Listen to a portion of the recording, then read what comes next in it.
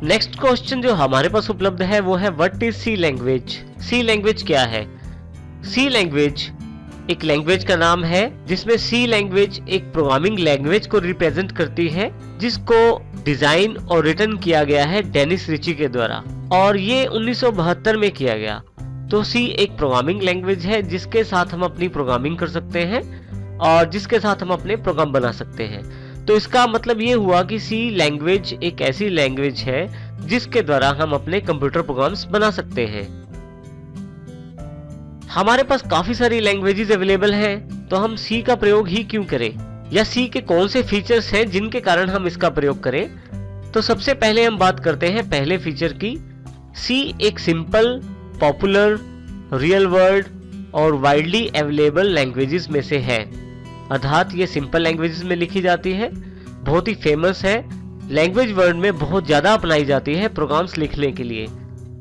इसमें सबसे महत्वपूर्ण रहते हैं कीवर्ड्स। सी लैंग्वेज में कीवर्ड्स और सभी बेसिक सिंटैक्स इंग्लिश में लिखे जाते हैं, तो इस कारण से यह समझने भी आसान है और इसमें कार्य करना भी आसान है।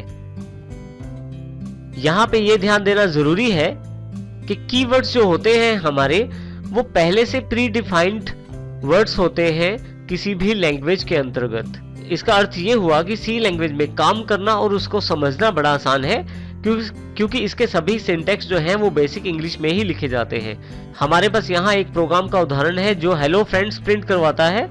यदि हम इसे देखें तो हमारे पास जो लिखा गया है वो साधारण इंग्लिश में है, वॉइड मेन, उसके पश्चात प्रिंट एफ, हेलो फ्रेंड्स, ये सब जो वर्ड्स लिखे गए हैं ये साधारण इंग्लिश में है और इनको आसानी से टाइप किया जा सकता है और इन्हें समझा जा सकता है। सी को प्रयोग करने का दूसरा सबसे मुख्य कारण उसकी मॉड्यूलर अप्रोच का होना है। मॉड्यूलर अप्रोच का अर्थ है कि इसमें एक बहुत बड़े प्रोग्राम को छोटे छोटे भागों में बांट दिया जाता है और उसके पश्चात इन सभी छोटे छोटे भागों को इकट्ठा करके फिर से एक बड़ा प्रोग्राम बना दिया जाता है। तो इसका अर्थ ये हुआ कि सी लैंग्वेज जो है हमारी मॉड्यूलर अप्रोच को फॉलो करती है। उदाहरण यहाँ पे उपलब्ध है, कैलकुलेटर एक प्रोग्राम हमने बनाना है। इसके लिए हमने सम, माइनस, मल्टीप्लाई, डिवाइड और स्क्वायर रूट, ये हमने जो छोटे छोटे पार्ट्स डिवाइड किए हैं ये मॉड्यूल्स हैं जो एक बड़े प्रोग्राम जिसका नाम कैलकुलेटर है उसको बनाने में मदद करते हैं। तो इस प्रकार से इन्हें छोटे छोटे मॉड्यूल्स में विभाजित करना और फिर से उन्हें इकट्ठा करना और फिर से एक बड़े प्रोग्राम का रूप देना, ये एक मॉड्यूलर अप्रोच कहलाती है। यहाँ ये ध्यान देना है कि जब छोटे छोटे भागों में बांटते हैं किसी प्रोग्राम को, तो उन छोटे छोटे भागों को, मॉड्यूल्स को हम फंक्शंस कहते हैं। ये सभी फंक्शंस मिलके एक बड़े प्रोग्राम को बनाते हैं और कार्य करने में मदद करते हैं। सी का नेक्स्ट जो सबसे बड़ा फीचर है वो है केस सेंसिटिव होना। सी लैंग्वेज में काम करते हुए ये ध्यान रखिए कि सी लैंग्वेज जो होती है वो केस सेंसिटिव होती है, अर्थात छोटे और बड़े अक्षरों में भेद होता है। जैसे उदाहरण के तौर पे छोटा ए जो है वो बड़े ए से अलग माना जाता है और इस प्रकार हम अपनी प्रोग्रामिंग करते समय केस सेंसिटिव जो एक बहुत इंपॉर्टेंट फीचर है सी लैंग्वेज की, इसका ध्यान रखेंगे।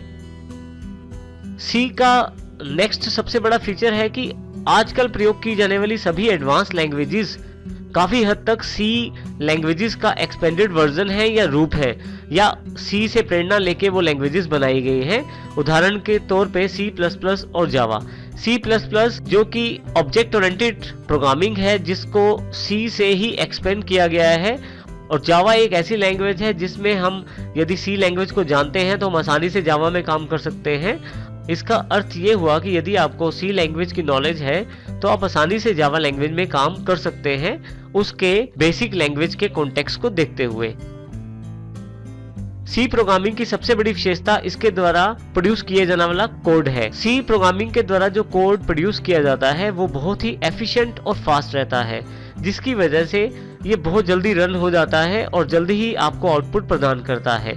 सी प्रोग्राम की जो एक सबसे बड़ी फीचर और है वो है पोर्टेबिलिटी, अर्थात आप एक प्रोग्राम को एक कंप्यूटर से उठाकर दूसरे कंप्यूटर पे लेके जा सकते हैं, वहां पे भी रन कर सकते हैं। कुछ हार्डवेयर चेंजेस के कारण या ऑपरेटिंग सिस्टम के चेंजेस के कारण हो सकता है आपको वो प्रोग्राम रिकम्पाइल करना पड़े, परंतु वो प्रोग्राम आपके दूसरे ऑपरेटिंग सिस्टम या दूसरे कंप्यूटर प्लेटफॉर्म पे चलने योग्य है। इस प्रकार से ये पोर्टेबिलिटी एक बहुत ही इंपॉर्टेंट फीचर है सी लैंग्वेज का। सी लैंग्वेज की एक सबसे बड़ी फीचर उसकी लाइब्रेरी फाइल्स भी हैं और सी लैंग्वेज को प्रयोग करने का कारण उसकी लाइब्रेरी फाइल्स भी हैं।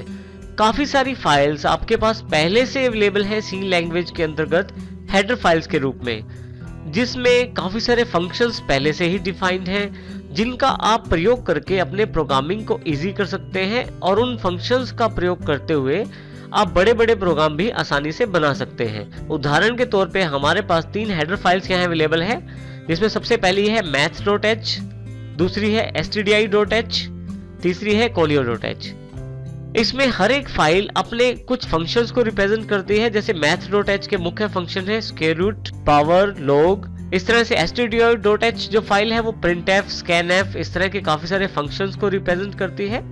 conio.h में काफी सारे फंक्शंस हैं, जैसे clear screen, clr, ser first one, getch अर्थात गेट कैरेक्टर दूसरा फंक्शन है, getche।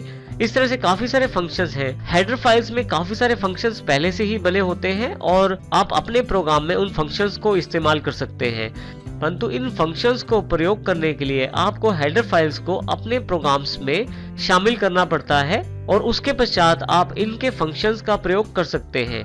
बिना हेडर फाइल्स को शामिल किए आप उनके फंक्शंस का प्रयोग नहीं कर सकते। इसके अतिरिक्त जो सबसे बड़ी विशेषता ये भी है सी लैंग्वेज में कि आप अपनी लाइब्रेरी फाइल्स भी बना सकते हैं और अपनी आवश्यकता अनुसार आप उनका प्रयोग भी कर सकते हैं। सी लैंग्वेज के फीचर्स जानने के पश्चात हम तय तौर पे ये कह सकते हैं कि इसका प्रयोग कई एप्लीकेशंस में किया जा सकता है। इसका प्रयोग करने के लिए काफी सारा स्कोप अवेलेबल रहता है, लेकिन हम यहाँ कुछ practical usages of C language बता रहे हैं, जिसमें सबसे पहले है system level programming. System level programming में कंपाइलर्स, असेंबलर्स और इस तरह के ट्रांसलेटर्स को बनाने के लिए भी सी लैंग्वेज का इस्तेमाल होता है। और इसी तरह से काफी सारे ऑपरेटिंग सिस्टम जिसमें यूनिक्स, लाइनक्स, विंडोज के काफी सारे प्रोग्राम्स भी सी लैंग्वेज के अंतर्गत लिखे जाते हैं। तो इसका अर्थ ये हुआ कि सी लैंग्वेज बहुत इंपॉर्टेंट हो जाती है सिस्टम लेवल प्रोग्रामिंग के लिए। इसी तरह से आपके पास एप्लीकेशन डेवलपमेंट या एप्लीकेशन प्रोग्रामिंग के लिए भी सी लैंग्वेज आवश्यक रहती है, जिसमें बहुत सारे सॉफ्टवेयर्स को सी लैंग्वेज के द्वारा बनाया जाता है, जैसे railway reservation system, airline reservation system, library system, banking softwares. ये काफी सारे बेसिक सॉफ्टवेयर्स भी सी लैंग्वेज में लिखे जाते हैं, जो चलने में बड़े फास्ट होते हैं और जिनका प्रयोग करने के लिए कंप्यूटर में स्पेस भी बहुत कम चाहिए होता है और इनको चलाना भी आसान रहता है। इसका अर्थ ये हुआ कि एप्लीकेशन डेवलपमेंट में भी सी लैंग्वेज का बहुत बड़ा योगदान रहता है। और इसके अलावा नेक्स्ट जो हमारे पास इसका प्रैक्टिकल यूजेज अवेलेबल है वो है गेम्स डेवलपमेंट के रूप में। आजकल काफी सारी गेम्स सी लैंग्वेज के द्वारा डेवलप की जाती हैं और ये बहुत ज्यादा ही पॉपुलर रहती हैं। सी लैंग्वेज के द्वारा डेवलप की गई गेम्स की सबसे बड़ी विशेषता यही रहती है कि ये बहुत कम जगह घेरती हैं और चलने में भी ये बहुत फास्ट रहती हैं। यहाँ हमारे पास सी एप्लीकेशंस के कुछ एग्जांपल्स उपलब्ध हैं, जैसे हमने पहले भी बात की। ऑपरेटिंग सिस्टम में, लैंग्वेज कंपाइलर्स में, text editors, printer drivers, network drivers, language interpreters, काफी प्रैक्टिकल एप्लीकेशंस में सी का प्रयोग किया जाता है।